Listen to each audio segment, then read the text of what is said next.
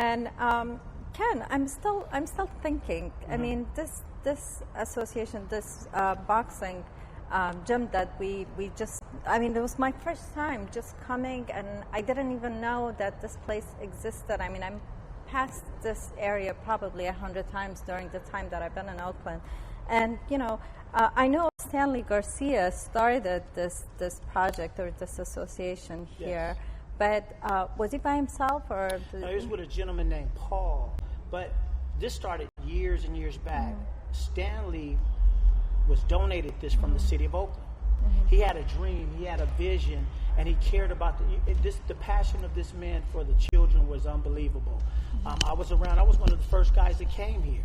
He asked me, because I'm a plumber by trade, he asked me to do the plumbing in the bathrooms and to fix it up because he wanted it, usable for the children and for the people that came here. And his dream was this to carry on. He always worried about it stopping. He always worried about would it move forward.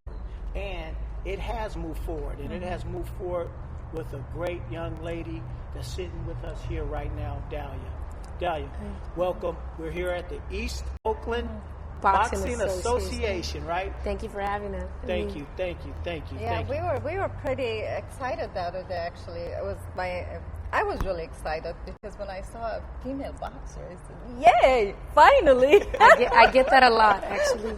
So, as a female, I mean, what inspired you to, first of all, to pick this location, and second, just to be in the line that you are right now? Well, a lot of things. I'm originally from Oxnard, which is actually the mecca of boxing. Right. But from Old Town to Old Town, I feel like I'm here at home. I'm here, the people call it the hood, but this is the most colorful place I know in the Bay. I would not move to San Francisco. This is where I'm going to be, and I'm not going to move, actually. EOBA is my home, and I've always been involved in sports. I actually got a basketball scholarship to study, and that's how I got my degree, actually. But when something happened, I lost my scholarship, and I started boxing. I gained it back, and I actually did end up graduating. I'm the first to graduate in my family. Thank you. A story that I actually share with the kids. I didn't box for 10, 11 years, and then I started boxing again at like 29. I'm 32 now. And I just tried to share all my stories, all my struggles, from my grandma, washing dishes outside because we didn't have a kitchen, or in the tub, or things like that, or me having to fend for myself and work for myself when I was in college, running 5 miles every day to work in the rain in Washington State, no car. You got to do what you got to do, because when you hit rock bottom, there's only one way to go, and that's vertical. And boxing actually is a lot tougher than basketball, I learned. And it formed a great woman sitting in front of us today, a great one. That formed you to what some of the questions we're going to ask you. We're going to ask you some questions that it was always in my head about women. How can you inspire other young women to want to fight? I mean, they might think it's boyish. They might not want to. It's kind of like basketball. Some girls don't want it. It's too boyish. But it's a form of showing your character, your personality. Right. Tell me a little bit. How can you inspire young women to want to box? Well, first, let me just tell you, women, they are young ladies. They just need to act like a lady and hit like a boss. That's what I tell them. But I hope you guys got that advice. Can you say it one more time? That they need. I believe that the girls, and I tell them every day, that they need to act like a lady but hit like a boss. And I don't have a lot of girls here at East Oakland Boxing Association, but the women and young ladies, they actually, we're more detailed, and we can move our hips a little bit more, so that hip rotation is a lot better, and we are great fighters in this game. We show a lot of skill, and it's unfortunate that we don't get a lot of exposure like now they're giving young ladies in MMA. I think that boxing would be great if they give us exposure, because we show a lot of technique, a lot of heart, and we don't stop. We just keep on going. And women my age, I'm 32, we're in our prime. boys or men, they stop losing their little after 30. Ooh, hold on. Beast, where he at? Where'd he go? Where'd he go? Oh, He's man. Wait, I'll be back. How many years I know. you got, Beast? You got like 3 more? She said bees in your house. No, I don't think so. But go ahead. One of my trainers, Gina Boom Boom, she's a retired former world champion. She's got her first title at 35. So I'm looking to do the same thing. Turn pro at 33. I'm going to be 33 soon. And I'm just excited. So much going on. Do you? I'm sorry. No, you go. We could fight here too. Go. Do you challenge some things? Just being a female, is it hard to be out there to? But when I take my fighters, which are mostly boys, the ones that are competing at the moment, I walk in and all my kids tell me, they always come up to me, "That's your coach?" And then my kid the other day, a couple of weeks ago, Danny won his first fight, and it was just an amazing for EOBA. And he looked at me before he even got out the ring. He's like, "Thank you, coach," and he gave me a hug, and he doesn't hug anybody. And so for me to feel, that was like the greatest feeling, to know that here's a woman that could teach a man how to fight. How ironic, that's going to happen. This is about, they say fighting is about strength and all that, but it's all up here actually.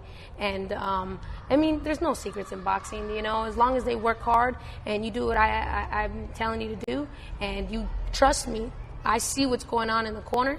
You just got to do it right when I say it. And he did. It was like, he was my puppet.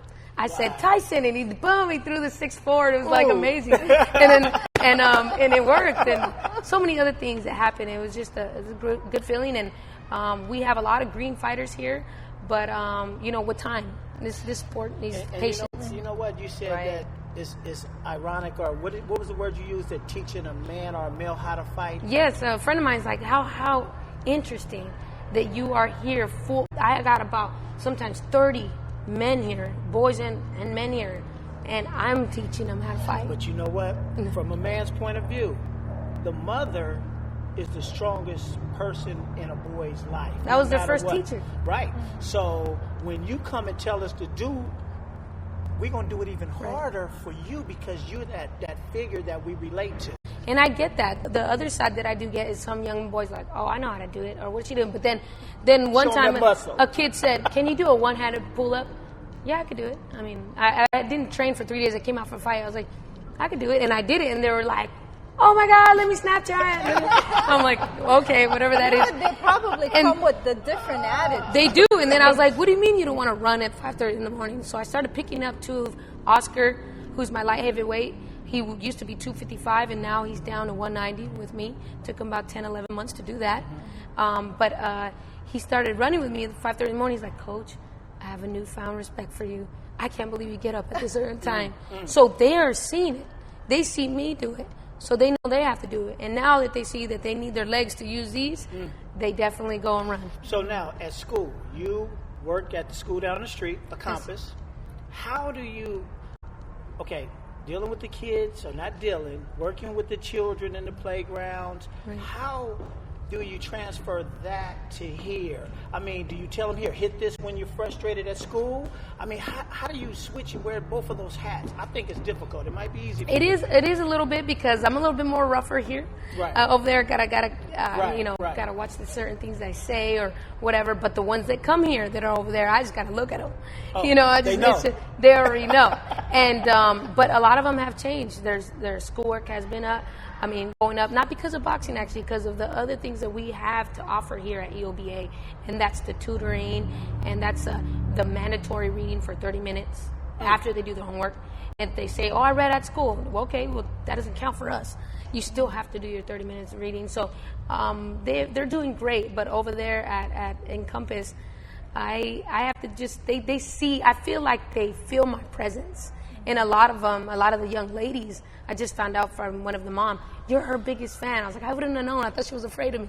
No, she talks about you all the time, and she calls you like the golden California girl. And I was like, and it just made me feel great, So I know that the young girls, then they come and ask me certain things, or what I eat or what I don't eat. I was about to get to that on that diet. And so I give them tips in here and there, and I try to do my best to let them know that it takes time, but as long as they're taking one step, up, You know what, I was going to ask the Beast about diet, and I wasn't able to do it. I know you have a garden in the back, so an organic garden. Okay. How important is diet and mental and physical strength?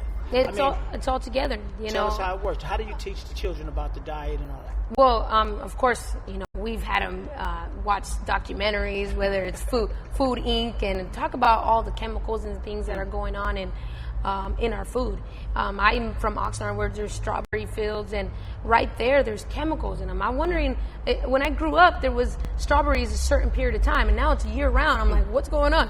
I get these fat strawberries when they're supposed to be like this big. So just teaching them to be aware and to read the label, where they come from, all these things, and most importantly is to ask questions. If you don't ask, you don't know. So I definitely tell them to let go of the sugars, because that's what's killing us. Right. That's what's killing us. The people of color that's killing everybody, actually. People don't drink water, and it's water for life. So when are you going to fight next? I mean, what's happening here that we need to know about, they need to know about, that where's Dalia moving to, and what are you doing, and tell us a little bit. My next fight is actually April 25th in Petaluma. It's an MMA and boxing show. You there? And it's a rematch against a young lady that I lost to at the Adidas tournament in Oxnard. I felt that I won the decision, but it didn't go my way. It went to a decision just like the Beast. Yes, but the L's not for a loss, it's for learning. And, that's what he said. And, you definitely have to push forward. I already had a rematch, actually, with another young lady from San Francisco who I lost to, and then I won then the Northern Central Golden Glove. And it was crazy because the kids thought I was all down. I was like, no, I'm going to win, because my two kids actually didn't do so great in the Golden Gloves. And I was sick. I had a fever the night before. And in the corner, you can see all the coaches doing is blowing all my boogers out. And I won, clearly. And they were like, wow, just to see you back to back. I was like, I told you guys, it's not about, you got to learn from what you did. And then what I did is that I didn't go forward. I didn't do this. It's more of a mental game. Then I said, you know what? I want that rematch with that girl Tope from 3rd Street, and I got the rematch and I won, and it was amazing feeling. But yes, I have that fight, and then in June I'm going to enter the Olympic trials. That's something that everybody's excited for. Wow. I'm excited. Even thinking about it, I get nervous. In the 132 division, and then in July I'll be going to Florida for the National Golden Glove tournament. So I'll stay busy. And you were saying that earlier, that the Florida match is the first one for a female, right? I don't know if it's the first one, but I know that they don't. It's not moving forward from here when they win. I'm the California Golden Glove champ right now. Right. But I don't get to go to Vegas like the boys do. But it's okay. Florida's way better. There's a beach. You know. Go ahead. He's overpowering me. Round 2. Okay, wait. I want to ask you a question. You did this. All right, go. I know. I mean, part of he's gonna get it. I know. Part of us doing this interview from here, number one, you inspired us, and also this association. And most of the work that you do for this association is for nonprofit. So what can we do to help as a people, as a residents of Oakland, as a business owners? How can we support you? Well, one, you could come to our fundraiser May 9th. We are going to have like a little open gym so that the family and friends and the people of the community could come and watch the kids work out and spar a little bit.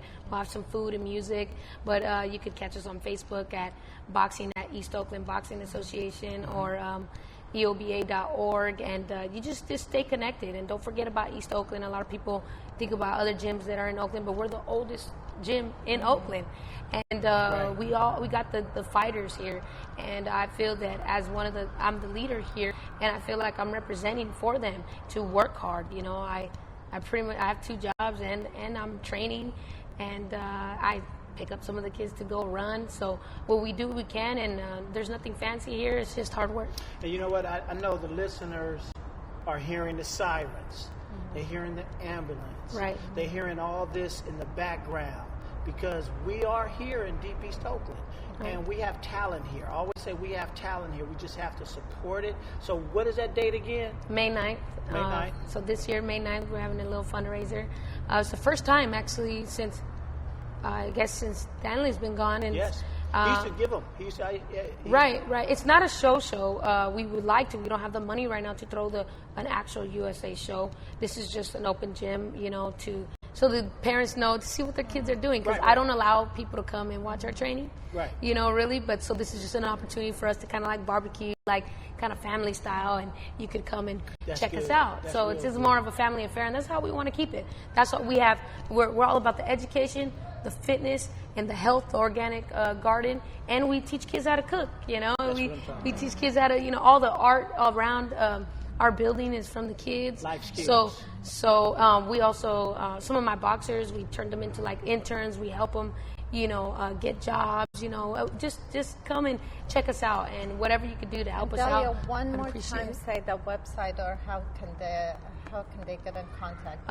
It's www.eoba.org, or the Facebook is East Oakland Boxing Association, or the boxing one is Boxing at East Oakland Boxing Association. My Instagram is Vertical Skills with a Z. Yes, right. Can I ask that question now? Yes, you can. Okay.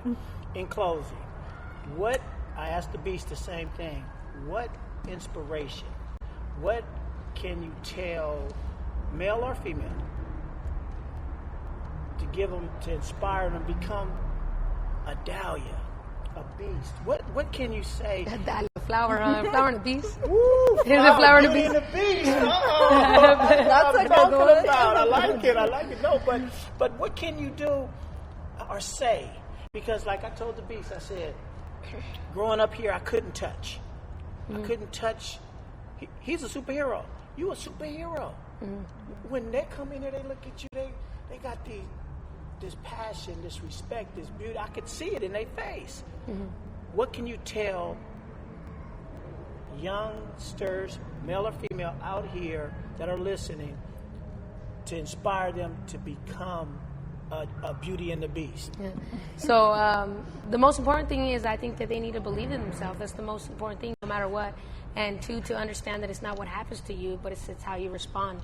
And 3 is to always work hard. You have to. There's only one way to go, and that's vertical, no matter what.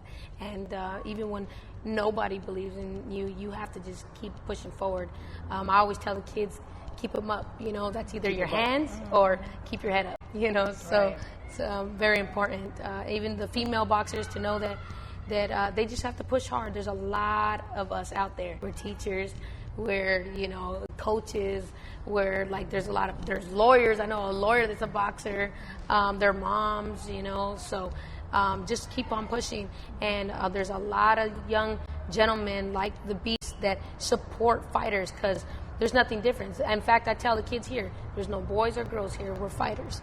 Period. And thank you for. That's all right. I got my phone too. Listen. Thank you for the kind words. Thank you for the inviting us into your home. This is your home. Thank you for that. Well, We're here at the East Oakland Boxing Association with Dalia and the Beast. We're gonna watch a clip, but actually when we come back, Dalia's gonna show me how to rub my hands for boxing, Yes. so I could box. Okay, all right. Stay tuned.